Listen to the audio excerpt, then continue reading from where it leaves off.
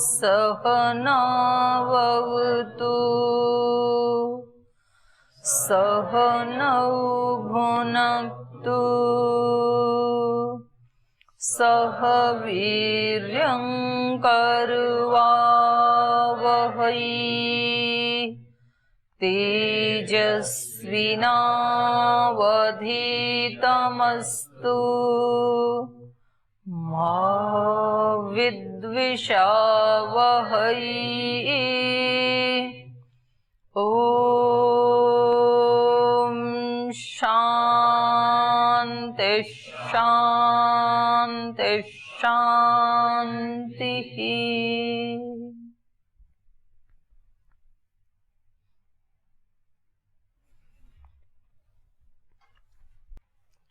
यहाँ 9वें अध्याय में हम पढ़ रहे थे आसुरी प्रकृति और दैवी प्रकृति, राक्षसी आसुरी मोहिनी प्रकृति। उसको आश्रय लेकर के जो भी कर्म, जो भी आशाएं, जो भी विद्याएं अर्जित की जाती हैं वो सब निष्फल होती हैं, व्यर्थ होती हैं वो। और दूसरी तरफ जिनको आगे बढ़ना होता है, जो मनुष्य योनि से देव योनि को भी प्राप्त कर सकते हैं, उनके लिए यहाँ पर दैवी प्रकृति का कल हम चर्चा कर रहे थे। तो कल के पाठ से आपका कोई प्रश्न है तो पूछ सकते हैं। ओम दीदी, जो योग विद्या है उसके संदर्भ में थोड़ा जानना है मुझे। सबसे अभी तो स्वामी जी करा रहे हैं और प्रचार भी कर रहे हैं, उनसे पहले ऋषियों ने किया है, योग दर्शन के माध्यम से महर्षि पतंजलि ने किया है, उससे आगे भगवान श्री कृष्ण ने किया है। तो ऐसे चलते जाएंगे तो मूल में योग के जनक कौन है? हिरण्यगर्भ, योग के प्रणेता। जब आगे और जाते हैं तो ऋषियों को भी जब वेदों का जो ज्ञान मिला है तो समाधि अवस्था में उन्होंने प्राप्त किया है, तो वहां तक भी हम देखते हैं कि वेदों से पहले भी था ये। क्या वेदों से योग पहले? विद्या हाँ है, शाश्वत है ना, ईश्वर में है। वेद तो शाश्वत है, ईश्वर के संज्ञान में रहते हैं। और सृष्टि के आदि में जो इसके पात्र होते हैं उनके माध्यम से उनको अभिव्यक्त किया जाता है। समाधि अवस्था में उनका जो पवित्र अंतःकरण है उसमें वो ज्ञान अवतरित होता है और फिर वो गुरु शिष्य परंपरा से फिर वो सृष्टि पर्यंत चलता रहता है आगे। हो गया? और किसी का है? पढ़ते नहीं हो? चलो मैं पूछती हूँ आपसे, दैवी प्रकृति क्या है? दैवी प्रकृति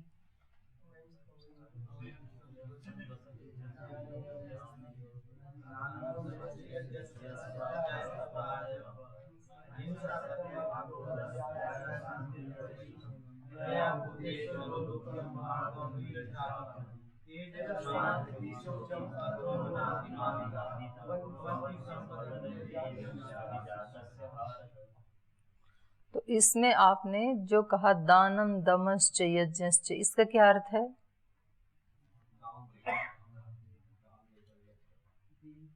दान देकर यज्ञ करना। अच्छा, और हाँ, यज्ञ का विराट रूप हो गया ना, क्योंकि केवल हवन करके फिर दिन में कुछ भी करें और कहें कि हम तो यज्ञ कर रहे हैं, तो फिर वो यज्ञ पूरा नहीं है ना।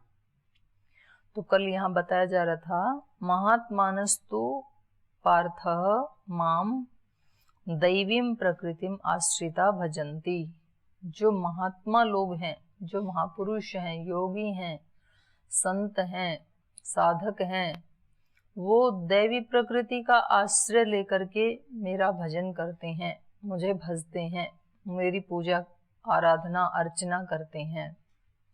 तो ये जो दैवी प्रकृति है ये उन्हीं आत्माओं में अभिवर्धित होती है, उन्हीं आत्माओं में आगे बढ़ती है ये जिनका एकमात्र उद्देश्य होता है ईश्वर को पाना, ईश्वर का साक्षात्कार करना या ईश्वर के नाते संसार की सेवा करना।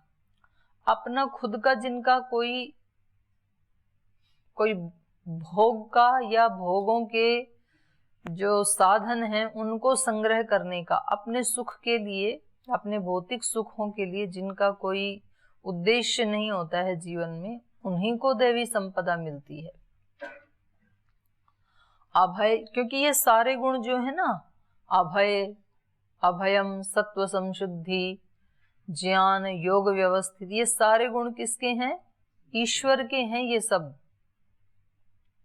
अगर कोई व्यक्ति इनको अपना मान लेता है, कोई व्यक्ति अभय भी है और उसकी बुद्धि भी शुद्ध है,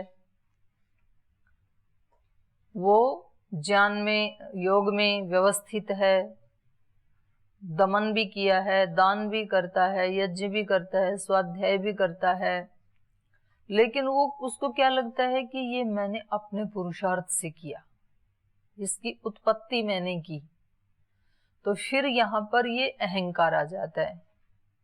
तो इतना सब होने के बावजूद भी यदि अहम आ गया तो फिर ये अहंकार तो ईश्वर के गुणों से मैच नहीं करता है, तो ये अपने आप में फिर एक आसुरी वृत्ति आ गई। तो जहां कहीं भी अपनी अच्छाई का भी अहंकार आ गया तो भी फिर समझ लो कि फिर उल्टा यू टर्न हो गया। तो ये सारे गुण ईश्वर के हैं, ईश्वर की कृपा से ही मुझ में अभिवर्धित हो रहे हैं, उसकी कृपा से, उसके ही कार्य में मैं इनका सदुपयोग कर रहा हूं। ये सब गुण ईश्वर के हैं, ईश्वर में हैं, ईश्वर के लिए हैं, ब्रह्म के लिए ही हैं ये।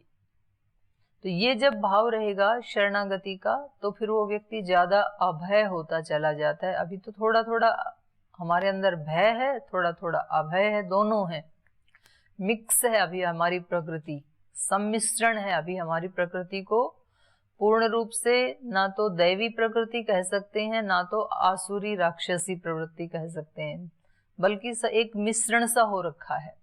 तो उसको अलग अलग करने के लिए, नितांत अभय होने के लिए, जिसको एक पल के लिए, एक क्षण के लिए भी मन में भय उत्पन्न ना हो, एक क्षण के लिए भी उसकी बुद्धि में कोई अशुद्धि ना आए, वो निरंतर ज्ञान में, योग में व्यवस्थित रहे, एक क्षण के लिए भी उसकी इंद्रियां उसके ऊपर हावी ना हो, स्वामी भक्त नौकर की तरह से जो वो कहे, जैसा वो कहे वैसा उसका मन सोचेगा, जो वो कहे वैसा वाणी बोलेगी, जैसा वो कहे वैसी उसकी आंखें देखेंगी, जो कहे वैसे ही सुनेंगी। इस तरह से पूरी कंट्रोल में जिसकी इंद्रियां हैं, जिसको ये नहीं कहना पड़ता है कि मैं चाहता तो नहीं था पर मन में ऐसा भाव आ गया, इसका मतलब कंट्रोल नहीं है। मैं चाहता तो नहीं था लेकिन मेरे से ऐसा बोला गया, वाणी से भूल हो गई।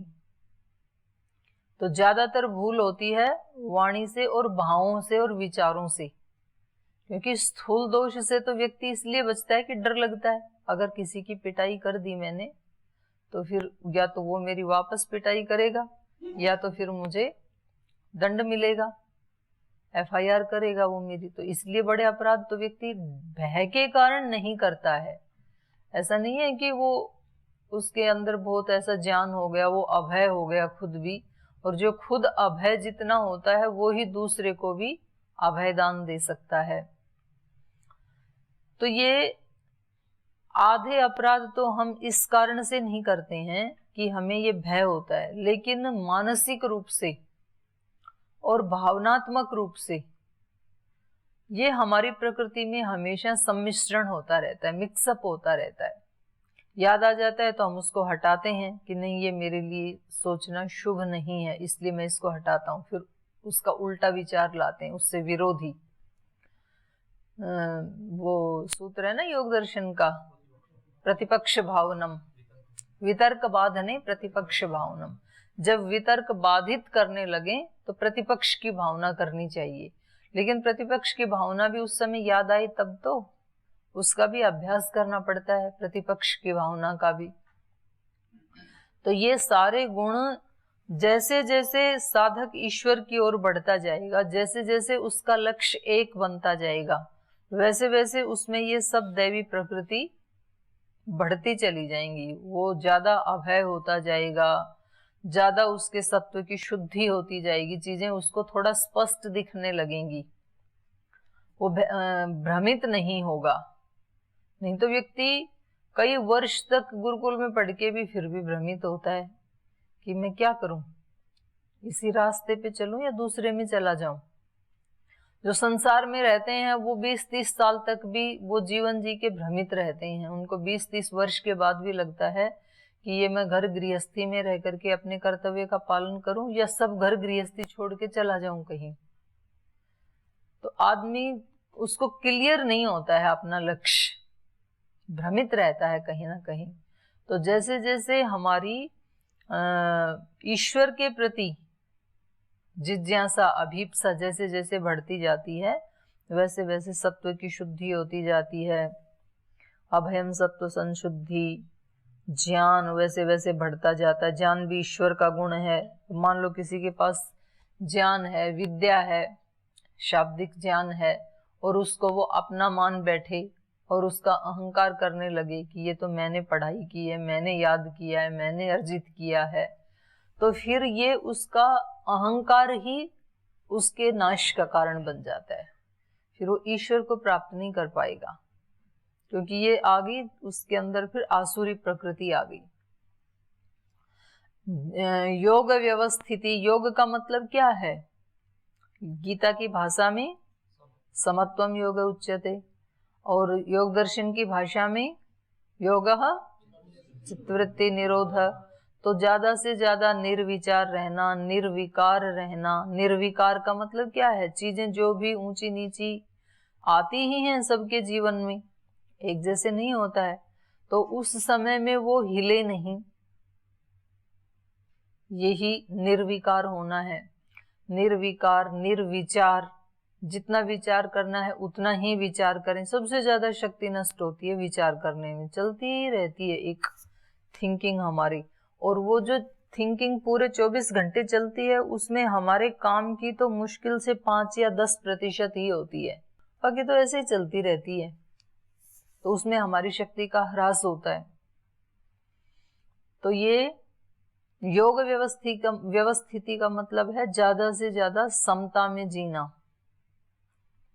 क्या आप जागते हुए भी कुछ क्षणों के लिए ऐसे जी सकते हैं जैसे कि गाढ़ निद्रा में थे? गाढ़ निद्रा में मन बिल्कुल चुप होता है, निर्विचार होता है। जागते हुए कैसा कर सकते हैं?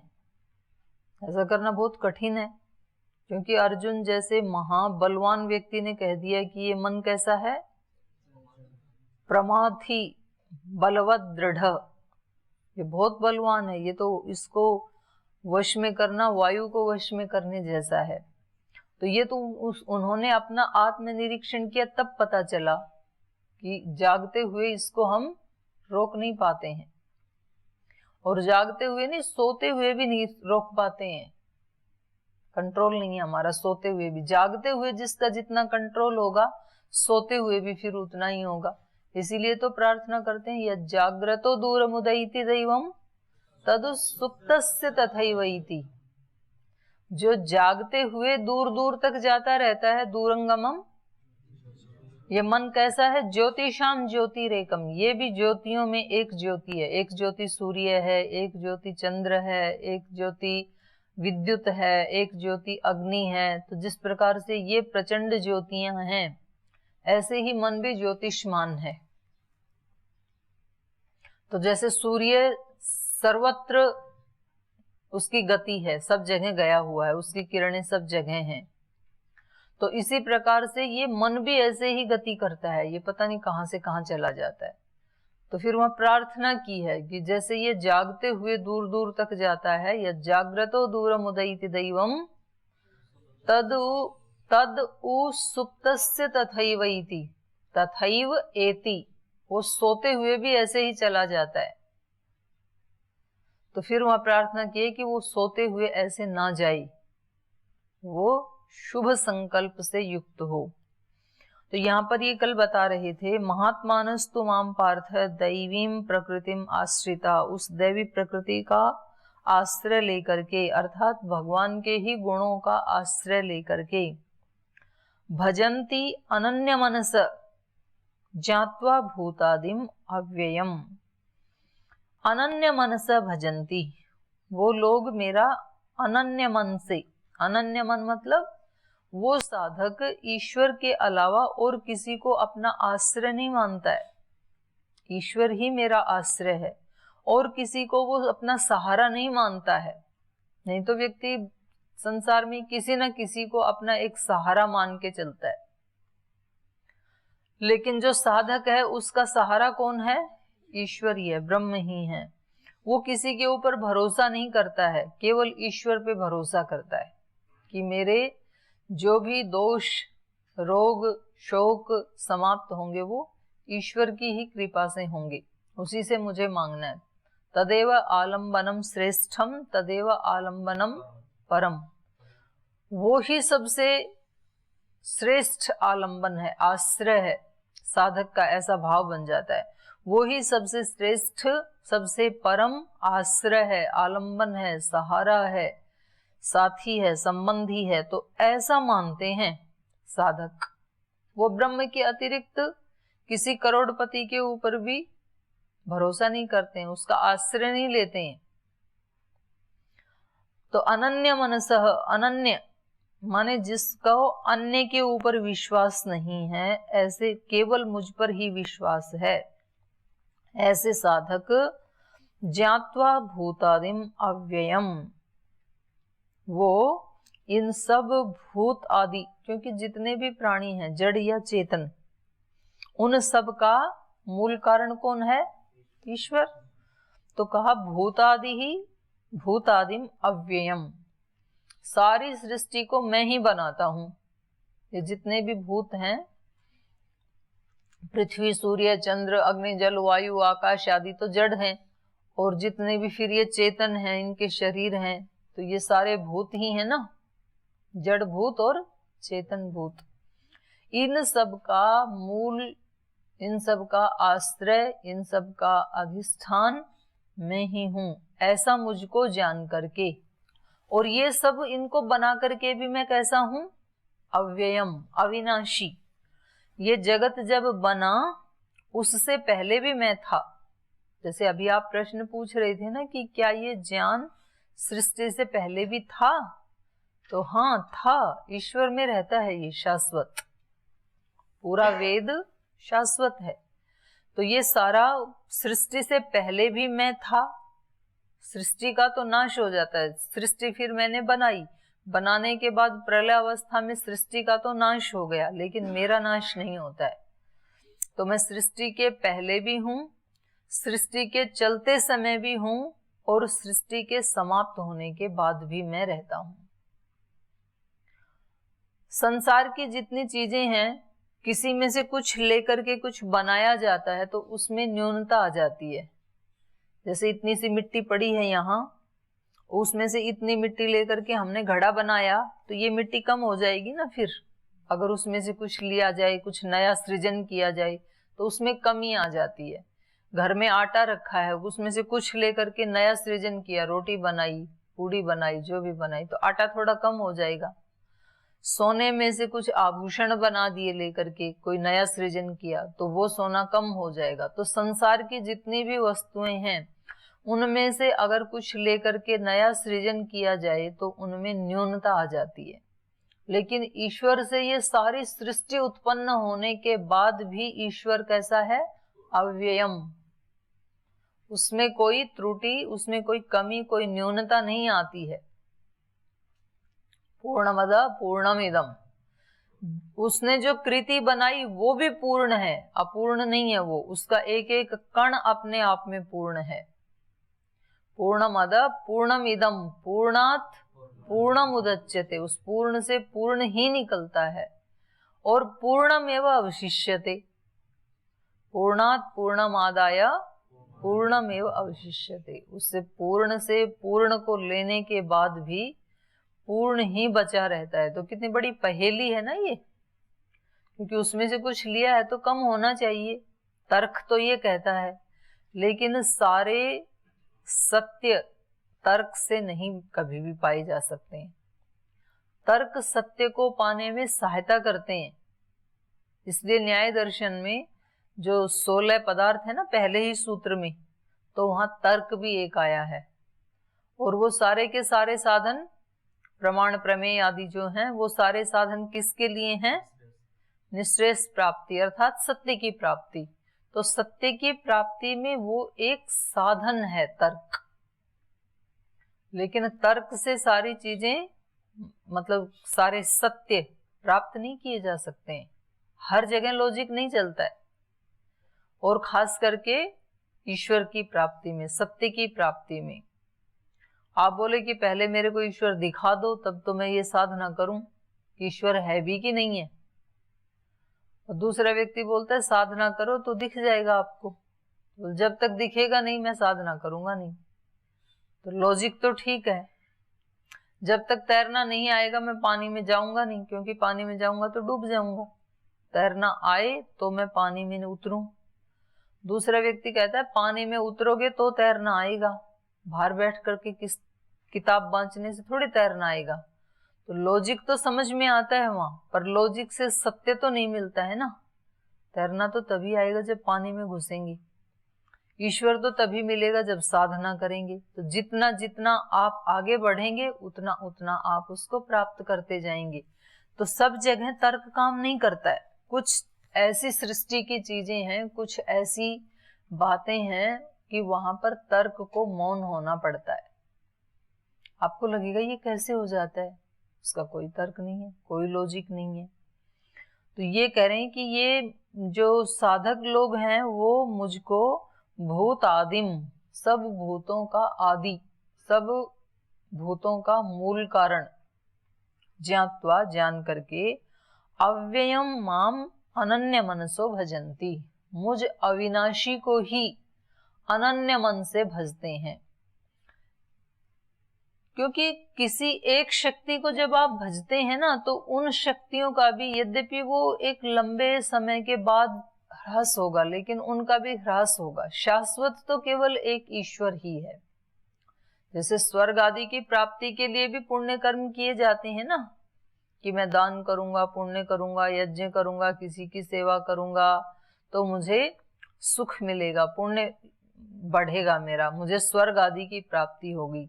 तो यद्यपि वो होती है, लेकिन वो स्वर्ग आदि भी क्या है? उत्पत्ति और विनाश वाले हैं। उनकी भी इस सृष्टि में उत्पत्ति होती है, सृष्टि की प्रलय के साथ उनका भी नाश होता है। अव्यय अविनाशी तो केवल एक ईश्वर ही है। उसके अतिरिक्त सब कुछ क्या है?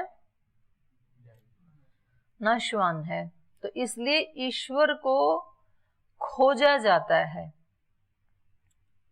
ईश्वर को या दैवी संपदा को उत्पन्न नहीं किया जा सकता है, क्योंकि जो उत्पन्न होगा उसका तो नाश भी होगा, ये प्रकृति का नियम है। और जो शाश्वत है, पहले से ही है, उसकी खोज की जाती है। आत्मा पहले से ही है, तो साधक आत्म साक्षात्कार के लिए आत्मा की खोज करता है। तो फिर वो एक एक चीज को देखता है, ये शरीर ही मैं हूं क्या? शरीर तो मैं नहीं हूं। ये विचार ही मैं हूं क्या? ये प्राण मैं हूं क्या? ऐसे वो एक एक उसको खोजता जाता है, उसको हटाता जाता है। जैसे उसके ऊपर वो प्याज के ऊपर वो होते हैं ना छिलके, तो एक एक छिलके को हटाते गए, एक एक को हटाते गए, हटाते गए, हटाते गए। फिर अंत में क्या बचा? कुछ भी नहीं बचा। अंत में तो खाली हो गया। ये जो कुछ भी नहीं बचा, ये ही सब कुछ है। वहां उपनिषद में आया है ना कि जो ये खाली दिख रहा है, आरुणी अपने पुत्र श्वेत केतु को बताते हैं, तत्त्वमसि, जो नहीं दिख रहा है वही सब कुछ है। आप अपने शरीर को चीर फाड़ करते रहो, सारे शरीर को हटाते जाओ। मैं चक्षु इंद्रिय भी नहीं हूं, इसलिए चक्षु को हटाओ। श्रोत्र भी नहीं हूं, श्रोत्र को भी निकाल दो। वाणी भी नहीं हूं, वाणी को भी निकाल दो, हाथ पैर भी नहीं हूं, हाथ पैर को भी काट के डाल दिया, पूरे शरीर का ऑपरेशन कर दिया, तो फिर बचा क्या? कुछ नहीं बचा। कुछ नहीं बचा, वही सब कुछ था, उसके कारण ही ये चल रहा है जो दिख नहीं रहा है।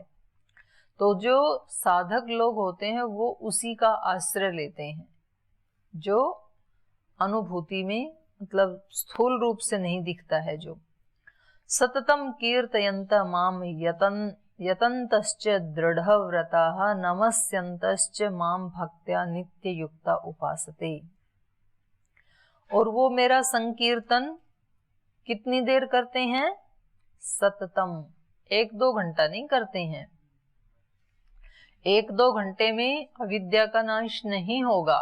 1-2 घंटे में आप जितना अर्जित करेंगे तो बाकी के 22 घंटे में वो सब मिक्सअप हो जाएगा। तो इसलिए यहाँ पर सततम कीर्तयन्त, सतत कीर्तन करते हुए, गुणगान करते हुए, माम मेरा, यतन्तश्च और यत्न करते हुए, साथ साथ काम भी। पीछे भी आया ना, चौथे अध्याय में आया था ना, चौथे में आया था, 5वें में आया था। तस्मात् सर्वेषु कालेषु माम अनुस्मर युध्य च मयि अर्पित मनोबुद्धि मामेव एष्यसि असंशयम्। सब समय में क्या करता रहे?